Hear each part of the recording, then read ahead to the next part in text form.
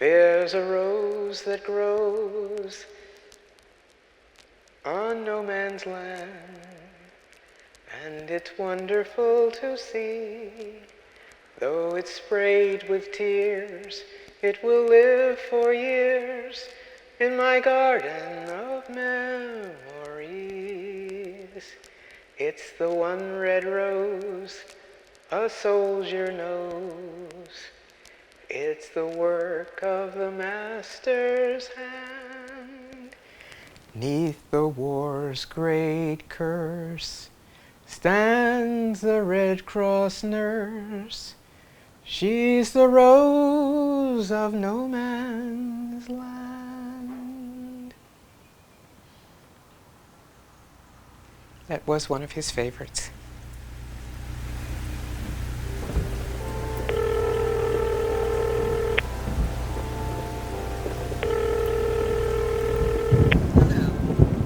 Miss Anderson? Yes. My name is Dr. Tim Westcott. I'm calling from the Georges Robb Centre for the Study of the Great War here at Park University in Kansas City, Missouri. How are you doing today? Good. How are you? I believe your great-grandfather fought in World War I. Is that correct? Correct. Our center is to perform a systematic review of African Americans, Asian Americans, Hispanic Americans, Jewish Americans, and Native Americans that fought during World War I for a possible elevation to the Medal of Honor.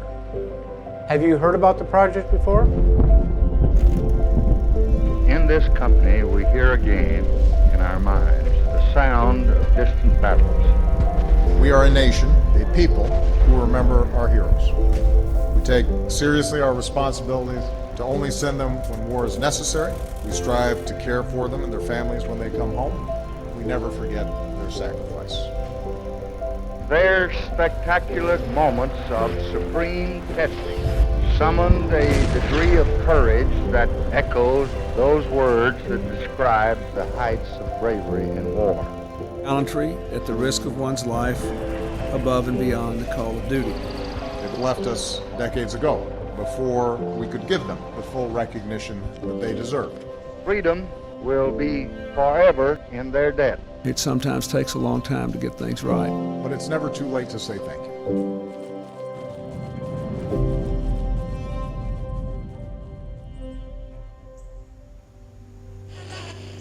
Kansas City for your morning commute. Our weather today, not bad. Partly to most. Number one adult sound in Kansas City. Straight up. Downtown Kansas City, mostly dry. PRS Kansas City. Park University students and a professor are taking on a mission. Park University's Tim Westcott leading a team researching military records of men who were recommended for the Medal of Honor but didn't get one, mainly because of their race.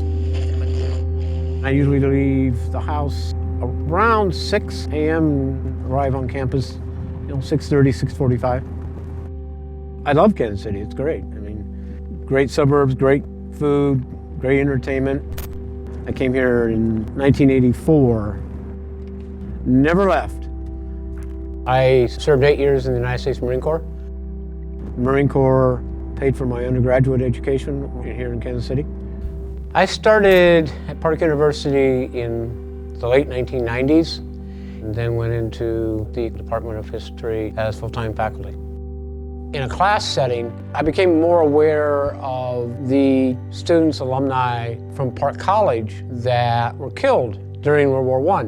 So I began to do some research and came across the fact that Park College, at the time, actually had a Medal of Honor recipient. And with the Medal of Honor being, the highest Medal of Valor that this country can give, I wanted to know more.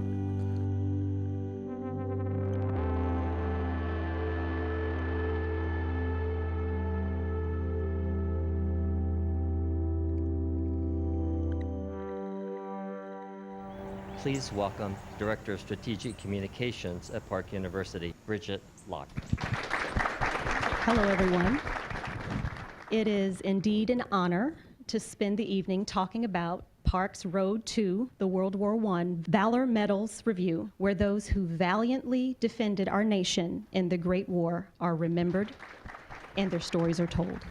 Dr. Westcott introduced this concept to me several years ago. There's been this type of systematic review for other wars, but not for those that served in World War I. It had been done for every other major conflict that the United States was involved in. And here we are, 100+ years later, to embark on that. When we learned about the Valor Medal Review, this looked very worthwhile to us to ensure that our nation's veterans are never forgotten. We met with Park University officials and made a pledge to support the Robb Centre. A lot of people have said, well, why Park University? And really the connection was George Robb. A Park University alumnus who led the mostly black 369th Regiment, 93rd Division of New York. Lieutenant Robb's service eventually led to his receipt of the Medal of Honor for extraordinary heroism. You know, you have a white officer, George Robb, winning the Medal of Honor, and literally on the same document, right below him, is virtually the same recommendation for Sergeant Butler, an African-American soldier out of Maryland that served alongside and with George Robb, who ultimately was downgraded and didn't receive the award. Sergeant William Butler served with the renowned all-black 369th Infantry Regiment during World War I. His heroism made headlines after he killed at least 5 Germans while rescuing 5 Americans who had been taken prisoner. Butler received the Distinguished Service Cross and France's highest military honor, but not the U.S. Medal of Honor. The Croix de Guerre and Distinguished Service Cross were the highest honors afforded to African American soldiers in World War I. In support of the effort to have Sergeant Butler's Medal of Honor recommendation reconsidered, Dr. Salmons, a very accomplished author, lecturer, activist, and professor, compiled a thick stack of evidence. No black received a Medal of Honor in World War I. Professor Jeffrey Salmons of New York University says that's largely because of a concerted and well-documented effort by senior white officers to denigrate the performance of black soldiers. They could do anything but fight. They have, in fact, been dangerous to no one except themselves and women. Salmons has joined forces with Professor Timothy Westcott of Park University in Missouri to right what they see as a terrible wrong.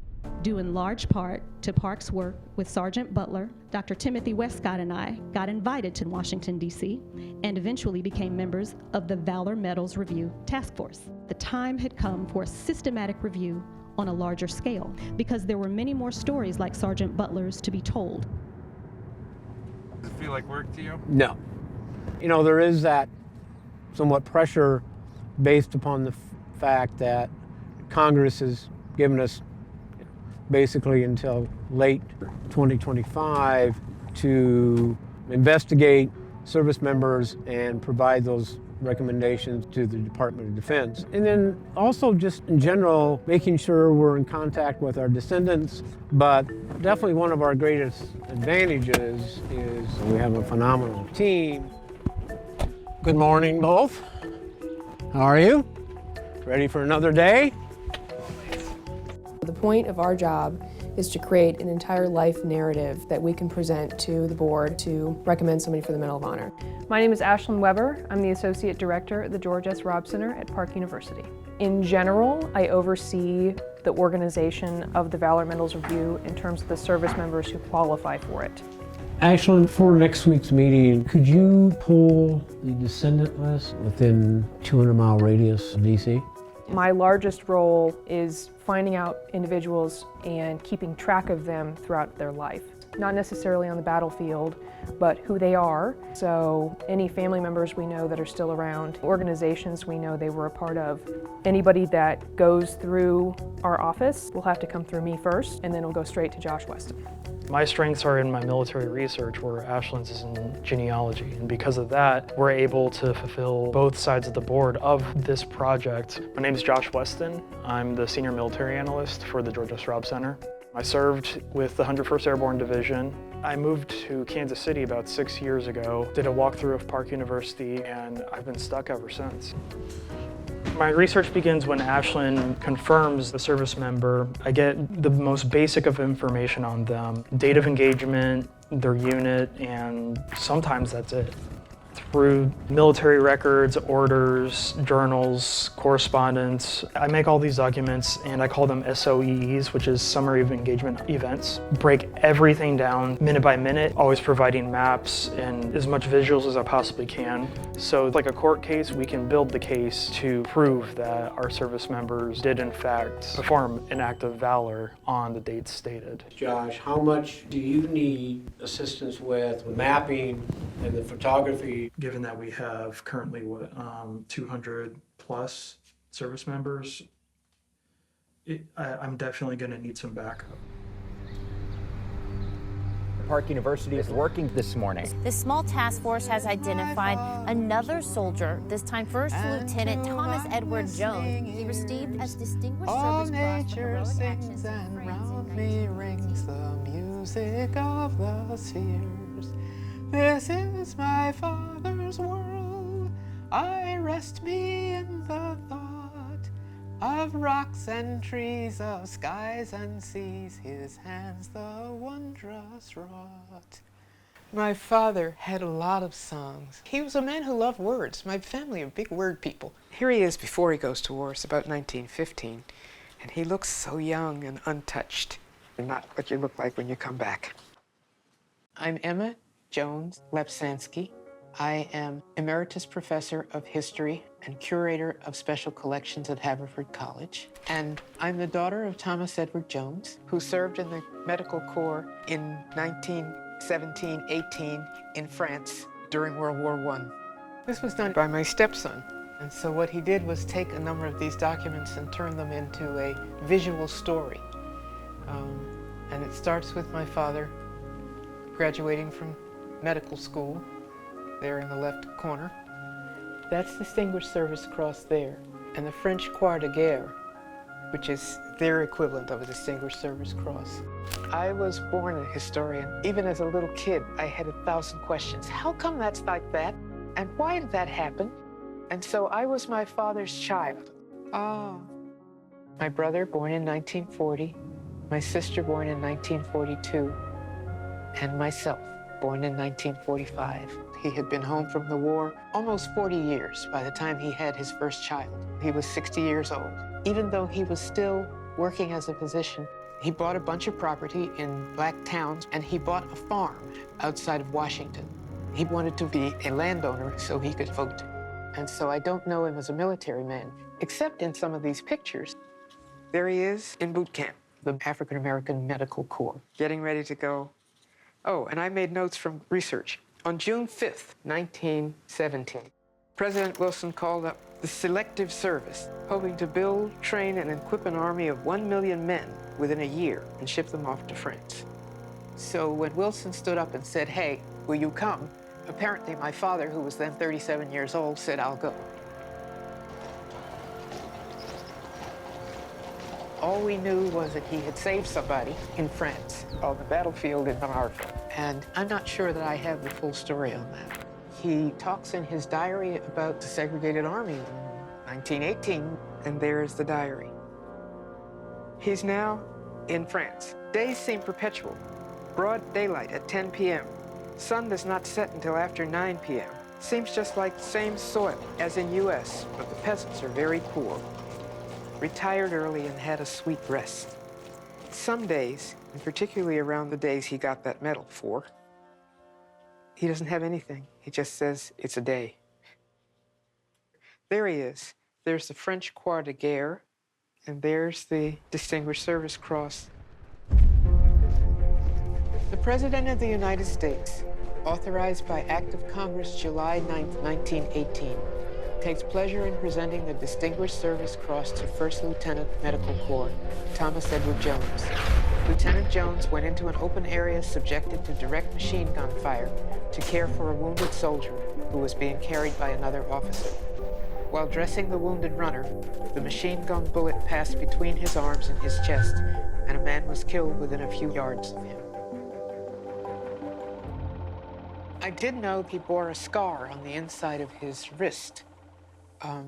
And I guess the shell came across there. And from time to time, he would rub his wrist.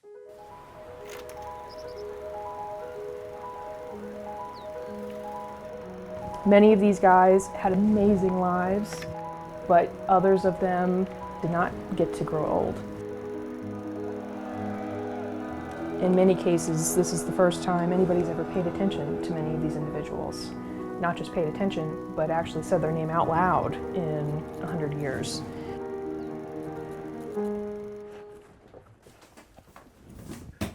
This is primarily our archives room. So whenever we receive files from the National Archives, this is primarily where they go. This room is going to have to get bigger at some point or another. I think the greatest surprise was how many service members have ended up being qualified. I could not tell you what I thought was going to be the final number, but it was not over 200. Each of the 5 groups have particular consistencies. African Americans, for example, were in segregated units, so you immediately know that they're in a particular area. Probably the hardest out of all 5 of these groups are Native Americans, mainly because we had to take a step back and just figure out how many of them were in the service to begin with. There are tribes and nations that were still at war with the United States government in terms of land rights, and then were not allowed to be citizens yet. So that took about 1.5 years in itself just to curate the Native American list. One of the other hardest groups are Jewish Americans, especially from Eastern Europe, that are coming over into the United States en masse with their parents or just themselves, trying to escape persecution they were facing. We kind of know that they're going to come into the New York area. We know that they're going to go into Ellis Island, but we were kind of unsure as to what consistencies were after that. For the most part, they're staying on the East Coast because it was easier for them to make a home in the area that they had arrived at. That's why you see a large number of Jewish Americans in the 77th Division, the Liberty Division based in New York. During this time period, many of our Hispanic Americans are coming from Mexico. If we look in the Southwest United States, Texas and New Mexico and Arizona, whatever division is closest to there, they probably would have been enlisting at. One of our Hispanic Americans, Army, Mrs. Marcelino Serna, was born in Chihuahua, Mexico, and came over into the States when he was a teenager, was picked up by Immigration Service and was threatened to be sent back to Mexico, but then chose to join the service instead. He goes on to be one of the most celebrated Mexican-American veterans in American history. The other thing we did not know a lot about was just Asian Americans in this country at this time in general. There's not a whole lot of materials and authorship done on Asian Americans to begin with. We ended up finding out that Chinese Americans were coming into the United States in the period before World War I. Once we perform our internal investigation, we can have a huge spectrum of information that's going to be included in the Medal of Honor recommendation packets. Engine 54 to fire alarm. Answering engine 54. We got fire showing. We got a major fire on the 6th floor. Major. You want another ladder truck? There was a major fire in the National Archives facility at St. Louis in 1973. I could not tell you the exact number of individuals that were affected, but we have several veterans who were affected. When writing the Medal of Honor recommendations, the DoD only wants to see primary sources. So something like this, the whole text of this obviously has been saved and then it hasn't been burnt to a crisp, but there are several pieces that have. I can't see the citation at all, I can't see who signed it, and I can't see the date. Absolutely useless. If I can't see where it comes from, who writes it, and when they wrote it, I can't do anything with it.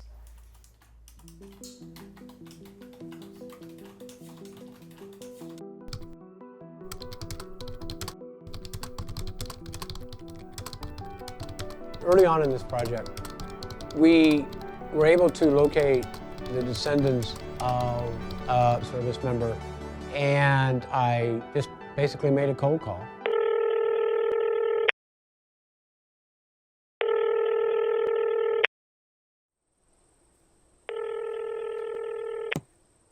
Luckily, this young lady picked up the phone, and I introduced myself. I said her grandfather met the criteria to be at least reviewed, and there was dead silence. And I thought, well, we just lost a connection, on the phone.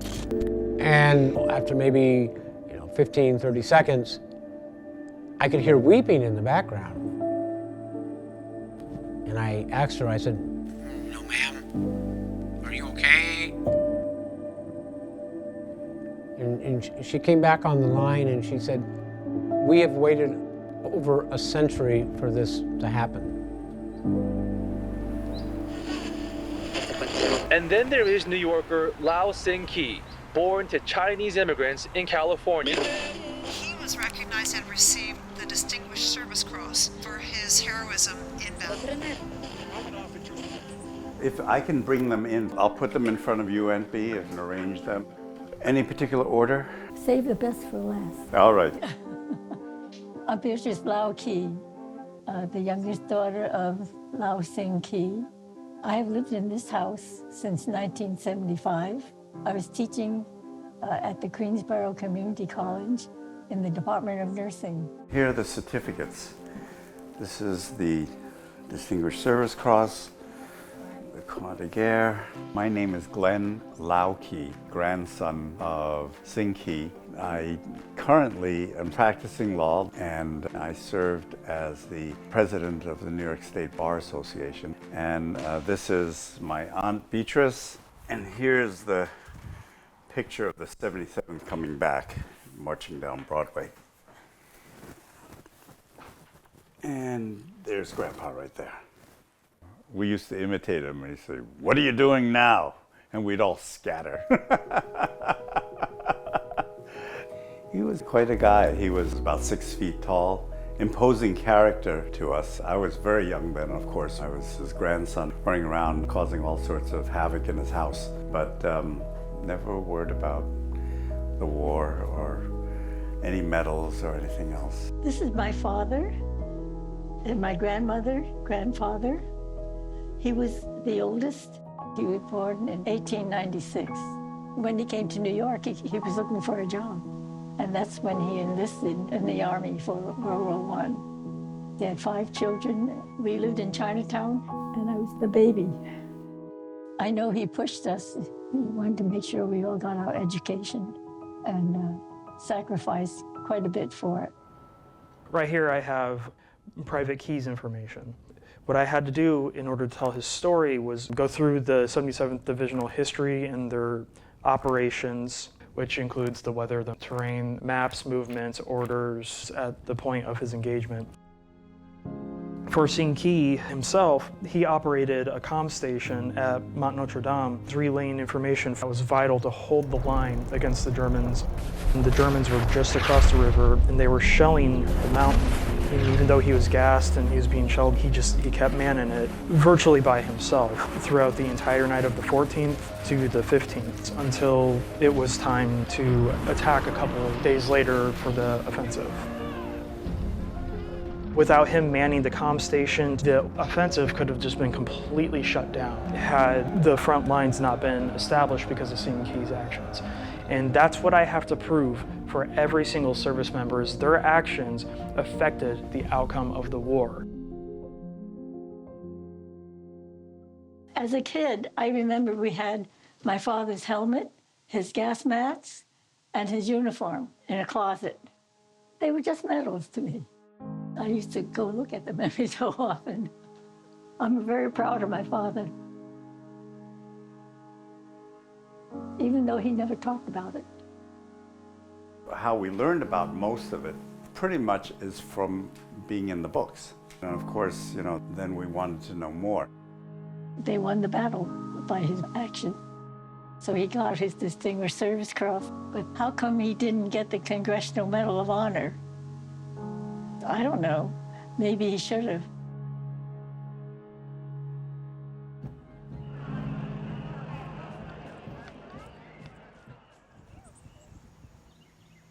One of the most profound things that I've found is the orders from a certain American Expeditionary Forces general, specifically stating to the French not to recognize the African Americans serving within their units.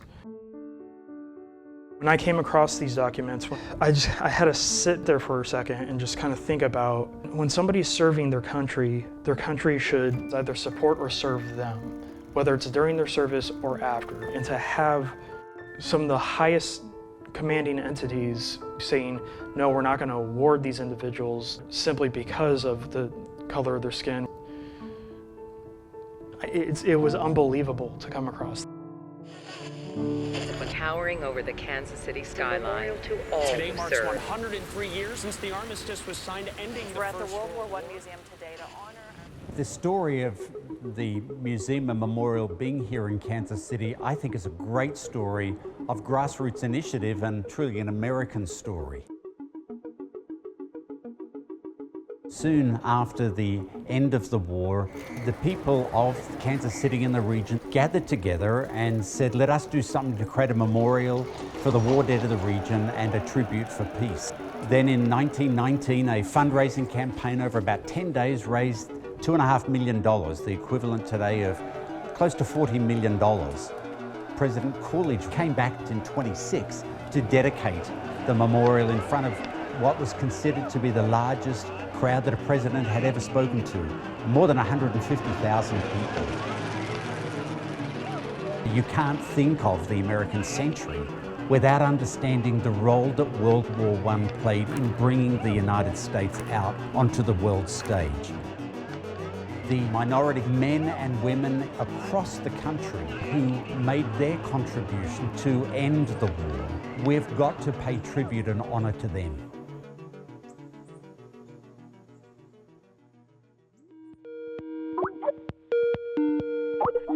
I'm Jenny Stopani, and these are my sisters, Stacy, Suki, and Gloria. We are descendants of Marcelino Serna, World War I hero, and he's up for review as well.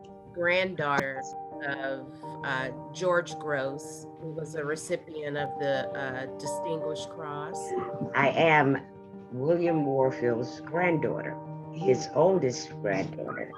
And we've heard some interesting stories about him. We're so honored that you're doing this. Thank you. What's at stake is this will be the last time Congress will grant another opportunity to look at World War I service members. So I think we have to get it right and then make the strongest case for each service member to hopefully be elevated. Closing the book is very painful because you get to know them on a very personal level. Every day I come over with the feeling that I'm missing somebody for one reason or another. There's nothing I can do about it. I think that this is the only way to make a difference for my brethren. Even if they served 100 years ago, valor never expires, service never expires in my mind. I think that, again, when people look at it and say, do we want to go back? It's a difficult conversation, but it couldn't be any more relevant. Frankly, the work isn't done. There's a lot left to do in ensuring that all Americans who served with valor and made sacrifices are recognized as they should be recognized. It's one of a number of projects that I think can help Americans see our history as not two-dimensional, can see nuance. You would say it's about time. And I think it's important for our nation too, to have that realization of sacrifice. Where did we find such men? We find them where we've always found them. In our villages and towns, on our city streets, in our shops and on our farms. It's time to show our pride in them and to thank them. Above and beyond the call of duty. Above and beyond the call of duty.